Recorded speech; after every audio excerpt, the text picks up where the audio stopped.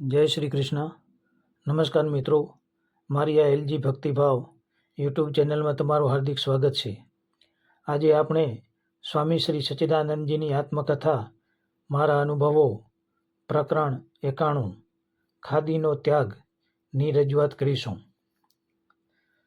કોઈ પણ વ્યક્તિ કે સંસ્થા પ્રત્યે અહોભાવ થવાના મુખ્ય 3 કારણો હોય છે. 1. સિદ્ધાંત પ્રિયતા, 2. માનવ મૂલ્યો સંબંધી સમાનતા અને 3. આચરણ નિષ્ઠા. આ ત્રણેય એક સાથે જ્યારે કોઈ વ્યક્તિ કે સંસ્થામાં જોવા મળે છે ત્યારે તેના પ્રત્યે આપોઆપ આત્મીયતા જન્મે છે. આ ત્રણેયનો વિરોધ દેખાય તે વ્યક્તિ કે સંસ્થા પ્રત્યે સહજ રીતે અણગમો પ્રગટે છે. ઉત્તમ વ્યક્તિઓ યથાસંભવ આ ત્રણેયમાં એકરૂપતા લાવવાનો પ્રયત્ન કરે છે. જેમ જેમ એકરૂપતા દૃઢ થતી જાય છે તેમ તેમ વ્યક્તિ કે સંસ્થાની મહત્તા વધતી જાય છે. વ્યક્તિ તે સંસ્થા જ્યારે તૂટવાની હોય છે ત્યારે સિદ્ધાંત, મૂલ્યો અને આચરણમાં વિસંવાદિતા આવવા લાગે છે. વિસંવાદિતાને ઢાંકવા ઢોંગનો સહારો લેવાય છે અને અંતે ઢોંગ નીચે છુપાયેલી વિસંવાદિતા પ્રગટ થઈને વ્યક્તિ કે સંસ્થાને નામશેષ કરી મૂકે છે. જેણે પોતાના વ્યક્તિત્વને કે સંસ્થાને ચિરંજીવી બનાવવા હોય તેણે અત્યંત ઉચ્ચ આચરણનો ઢોલ વગાડવો નહીં. આવો ઢોલ વગાડ્યા પછી જ્યારે ઉચ્ચતાથી મધ્યતામાં આવવાનું થશે ત્યારે દર્શકોની આંખો તેને સહન નહીં કરી શકે. સ્વાદ ત્યાગના કારણે મિષ્ટાનનો ત્યાગ કરનાર વ્યક્તિને સમુદાય જે રીતે જોઈ રહ્યો છે અને માન આપી રહ્યો છે તે વ્યક્તિ જો માત્ર ગોળ અને રોટલો ખાતી પણ જોવામાં આવશે તો તે રીતે જોવા ન ટેવાયેલી લોકોની આંખો તે દ્રશ્યને સહન નહીં કરી શકે. પણ રોજ ખીર અને માલપુડા ખાનાર સાધુઓને જન સમુદાય આગ્રહ કરીને જમાડશે, કારણ કે જન સમુદાય તેમને આ રીતે જોવા ટેવાયેલો છે. લક્ષ્મીનો સ્પર્શ રાખીને પછી પાછળથી લક્ષ્મી રાખનાર કે સ્ત્રીઓના મુખ નહીં જોવાનો આચાર પાડીને પછી સ્ત્રીઓ સાથે માત્ર વાત કરનાર જન સમુદાયની નજરે પતિત થઈ ગયા જેવો અનુભવાશે. ખરેખર તો આમાં કંઈ જ પતિતપણું નથી, પણ એકવાર તમે આચાર તત્વને અત્યંત છેડે પહોંચાડી તેના દ્વારા ઊભી થયેલી પ્રતિષ્ઠાને ભોગવો તે પછી તે જ આચાર સંહિતાના મધ્ય ભાગમાં તમે આવો તો પણ તેને સમુદાયમાં પતિત જોવા જેવા ગણાવા લાગો. એટલે શાણા સાધકે કદી પણ છેડાનો આચાર પ્રદર્શિત રૂપે ન પાડવો. મધ્યમ ભાગમાં સ્થિરતા છે, ચિરંજીવીતા છે. જન સમુદાય તમને મિષ્ટાન ખાતા કે ધૂમ્રપાન કરતાં પણ સ્વીકારી લેશે. હા, તેવી છબી તમારી પ્રથમથી જ હશે તો. રામકૃષ્ણ પરમહંસ હોકો પીતા તથા સ્વામી વિવેકાનંદ કોઈ વાર સામીસ ભોજન પણ કરતા, છતાં જનસમુદાયે તેમની મહત્તાને સ્વીકારી લીધી હતી. મારા કહેવાનો અર્થ એવો નથી કે આપણે પણ તેમ કરવું, પણ કહેવાનો અર્થ એટલો છે કે આચરણ સંબંધી નિયમો એવા અને એટલા રાખવા જે સહજ અને કાયમી પાડી શકાય તેવા હોય. અત્યંત કઠોર અને અનાવશ્યક કેટલીક વાર તો હાનિકર નિયમોથી આચરણને એવી દિશામાં સ્થિર ન કરશો જે પાછળથી તમારા માટે વિડંબના ઊભી કરે. ન તો પાડી શકાય કે જન સમુદાયમાં અપ્રતિષ્ઠાના ભયથી ન તો છોડી શકાય.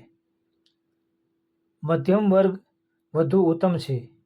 યોગ્ય આહાર, યોગ્ય વિહાર, યોગ્ય નિંદ્રા, યોગ્ય આજીવિકા, યોગ્ય ભવન વગેરે સૌમાં યથા યોગ્ય રાખવાથી જીવન સહજ રીતે એકધારું જીવી શકાય છે. આચાર સંબંધી કેટલીક માન્યતાઓ જનસમૂહમાં એક પ્રકારની જડતા ઊભી કરે છે. સૌરાષ્ટ્ર જેવા પ્રદેશમાં કેટલાક કુટુંબોમાં લાજ નહીં કાઢનારને વહુને કુટુંબના માણસો તે ભયંકર ચારિત્રહીન હોય તેવી હીન દ્રષ્ટિથી જોવા લાગશે. હા, લાંબી લાજ કાઢીને તે સૌનો આદર જીતી શકશે. સમાજને કોણ સમજાવે કે ચારિત્ર્ય અને લાજને કંઈ લેવા દેવા નથી. ચારિત્ર્ય રક્ષણ માટે પુરુષોએ મોઢું ઢાંકવાનો જે ઘૂમટો તણાવ્યો તેનો ઉપયોગ વિરુદ્ધ હેતુ માટે પણ થતો હોય છે. મહારાષ્ટ્ર પ્રદેશમાં જ્યાં લાજ કાઢવાનો રિવાજ નથી, ત્યાં કંઈ ઉતરતું ચારિત્ર્ય ધોરણ નથી. આ તો એક નમૂનો માત્ર થયો. જીવનના મૂલ્યો અને આચારનો સીધો સંબંધ છે. આ જીવનના મૂલ્યોનું બીજું નામ સંસ્કૃતિ તથા કેટલાક અંશે ધર્મ પણ થાય છે. પ્રજાની પાસે જીવનના ઉચ્ચ મૂલ્યો હોવા જ જોઈએ, પણ તે સદ્ગુણલક્ષી હોવા જોઈએ. સદ્ગુણલક્ષી એટલે પ્રજા દયા, ઉદારતા, શૌર્ય, પ્રમાણિકતા, જ્ઞાન, વૈરાગ્ય, ત્યાગ, ક્ષમા વગેરે ઉચ્ચ ગુણો દ્વારા મૂલ્ય સ્થાપિત કરતી હોય. જેમ કે છત્રપતિ શિવાજી મહારાજને સૌંદર્યવતી મુસ્લિમ મહિલા ભેટ આપી, પણ તેમણે તેના પર ભોગદ્રષ્ટિ ન કરતાં માતૃદ્રષ્ટિ કરી. આ ગુણલક્ષી મૂલ્યોનો પ્રભાવ તેમના સામંતો તથા પ્રજા ઉપર પડવાનો જ. બીજી તરફ અલાઉદ્દીન ખિલજીએ ગુજરાતના રાજા કરણસિંહની રૂપાળી પત્નીને પોતાની પત્ની બનાવી તથા પરાઈ સ્ત્રી પદ્મિનીને મેળવવા ઠેઠ ચિત્તોડ સુધી પહોંચ્યો. ઘરમાં પ્રથમથી જ અસંખ્ય સ્ત્રીઓ હોવા છતાં સ્ત્રી માટે ફાંફા મારનાર બાદશાહના મૂલ્યો તેમના સામંતો, અધિકારીઓ તથા પ્રજા ઉપર કેવો પ્રભાવ નાખશે તે કહેવાની જરૂર નથી. આદર્શો સાથે સંકળાયેલા ઉચ્ચ મૂલ્યો અને તેની સાથે સુગ્રથિત આચરણ દ્વારા વ્યક્તિ તથા પ્રજા મહાન બનતી હોય છે. મૂલ્યો સંબંધી એક બીજો પણ પક્ષ છે. મહત્તા અપાવે તે મૂલ્ય. એ રીતે પ્રજા મહત્તા મેળવવા, ખાસ કરીને સાથેની બીજી પ્રજાની તુલનામાં પોતે મહાન છે તેવી ગુરુતા ગ્રંથિ પ્રગટાવવા મૂલ્યોને સાચવતી તથા પાળતી હોય છે. પણ પછી આ મહત્તા પ્રાપ્તિના મૂલ્યો રૂઢિઓમાં અને રૂઢિઓ કુરૂઢિઓમાં બદલાઈ જતાં મૂલ્યો પ્રજા માટે પીડાકારક બની જતા હોય છે. જેમ કે માત્ર વિષય વાસનાના લક્ષ્યવાળો સમાજ ઝટપટ એકબીજાને પરણાવવા આતુર થતો હોય, ત્યારે વિધવા થયેલી કોઈ સ્ત્રી પતિ પ્રેમથી પ્રબળતાથી ફરીથી લગ્ન કરવા બિલકુલ તૈયાર ન થાય, ત્યારે તે આદર્શજન્ય મૂલ્યો કહેવાય. પણ પછી તે કુટુંબમાં વિધવા થયેલી બધી જ સ્ત્રીઓને પરાણે વૈધવ્ય પડાવવું એ રૂઢિ કહેવાય. મૂલ્ય રૂઢિમાં બદલાઈ ગયું અને એ જ રૂઢિ પછી કુરૂઢિ બની જાય. આ રીતે પ્રજા માનવ સર્જિત અત્યાચારને ભોગવતી રહે. આવા નિશ્ચિત કુટુંબોમાંથી જો કોઈ વિધવા સ્ત્રી પુનઃ લગ્ન કરે તો 7 પેઢી રસાતાળમાં ચાલી ગઈ હોય તેવો ધક્કો અનુભવે. પ્રજાના બીજા વર્ગમાંની વિધવાઓ પુનઃ લગ્ન કરે, અરે પ્રથા પ્રમાણે દિયરવટું પણ કરે તો પણ કોઈને કશો ધક્કો ના લાગે, કોઈને પાપ પણ ન લાગે અને કોઈ નરકે પણ ન જાય. કારણ કે એ પ્રજાએ એ રીતના મૂલ્યો સ્વીકાર્યા છે. તેમને એ રૂપમાં જોવા લોકો ટેવાઈ ગયા છે, એટલે કશું અજુગતું નથી લાગતું. એક પ્રસંગે મને ખાદીનો ત્યાગ કરાવી દીધો. બન્યું એવું કે આફ્રિકાના પ્રવાસમાં એક ભાઈએ અત્યંત આગ્રહથી મને જાપાનીઝ બનાવટનું ટેરીકોટનનું વસ્ત્ર ભેટ આપ્યું. મેં તેમને ઘણા સમજાવ્યા કે હું માત્ર ખાદી જ પહેરું છું, મારે આ વસ્ત્રની જરૂર નથી. પણ પેલા ભાઈનો આગ્રહ વધતો જ ગયો. અંતે તે વસ્ત્ર મેં સ્વીકાર્યું. દેશ આવ્યા પછી લગભગ 3 વર્ષ સુધી તે વસ્ત્ર પડ્યું રહ્યું. ખબર નહીં કયા સમયે મને થયું કે લાવને તેને રંગીને જોઉં કે તે કેવું લાગે છે. તેમાંથી કટીવસ્ત્ર તથા જભા બનાવડાવ્યા. મેં તેને પહેરવા માંડ્યો. લગભગ 6 વર્ષ સુધી એ કટીવસ્ત્રો તથા જભાઓ હું પહેરતો રહ્યો. જરાય ફાટે નહીં કે ઝાંખું ન થાય. અંતે થાકીને મેં તે 6 વર્ષ પહેરેલા વસ્ત્રો એક મહાત્માને આપ્યા. તે તો રાજી રાજી થઈ ગયા, જાણે કે નવું જ હોય તેવું લાગે. મને યાદ છે કે તે મહાત્માએ પણ તે વસ્ત્રો 2-3 વર્ષ પહેર્યા, પણ ફાટે નહીં. આ વસ્ત્રે મને વિચારતો કરી મૂક્યો. એકવાર એક સજ્જન એક ગામમાં ખાદી ભંડારના ઉદ્ઘાટન માટે આમંત્રણ આપવા આવ્યા. મેં તેમને મારા પહેરેલા વસ્ત્રો બતાવીને કહ્યું કે જુઓ, મેં ખાદીનો ત્યાગ કર્યો છે. હવે મારાથી ખાદી ભંડારનું ઉદ્ઘાટન કરી શકાય નહીં.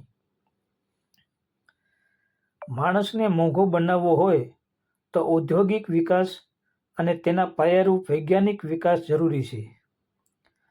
જો આ 2 વિકાસને અટકાવી દેવાશે તો માણસ સસ્તો થઈ જશે. ટકાના 3 માણસો મળવા લાગશે. ટકામાં વેચાતા માણસો સુખી નહીં હોય. મહાત્મા ગાંધીજીના માનનીય મૂલ્યો તથા આચરણીય તત્વો પ્રત્યે પૂર્ણ આદર હોવા છતાં આર્થિક, સેનાકીય, રાજકીય, ઔદ્યોગિક, વૈજ્ઞાનિક વગેરે ક્ષેત્રોમાં હું સંમત થઈ શકતો નથી. આ ક્ષેત્રોમાં જુદો મત હોવા છતાં તેમના પ્રત્યે મને પૂર્ણ માન છે. વ્યક્તિને સુખી બનાવવાની હોય તો તેને સસ્તી ન બનાવો. તેની ઉપયોગિતા તથા આવશ્યકતા સ્વતઃ સિદ્ધ થવી જોઈએ, લાગવગથી નહીં. વ્યક્તિનું મૂલ્ય તેની ઉત્પાદકતા તથા આવશ્યકતા ઉપર હોવું જોઈએ. તેના મસ્તિષ્કમાં વિજ્ઞાન અને હાથમાં મશીન હશે તો તેનું ઉત્પાદન આપોઆપ વધી જશે. તેથી તેની આવશ્યકતા પણ નક્કી થશે. આ બને એટલે કે વિજ્ઞાન અને યંત્ર વિનાનો માણસ અલ્પ ઉત્પાદક હોવાથી સસ્તો થશે, એટલે તેની આવશ્યકતા અને અનાવશ્યકતામાં ફેર નહીં રહે.